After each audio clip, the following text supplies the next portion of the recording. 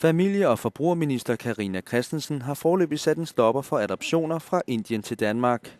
Det sker efter, at DR's 21 søndag viste, at adopterede børn fra Indien til Danmark kan være ofre for menneskehandel eller kidnapning.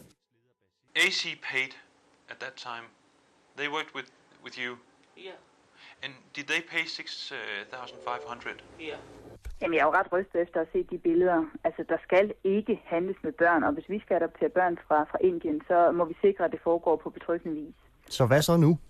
Jamen, først og fremmest må vi nu have undersøgt de forhold, der er i Indien, og derfor laver vi et midlertidigt stop for adoptioner for børn fra Indien, indtil vi er kommet til bunds i sagerne.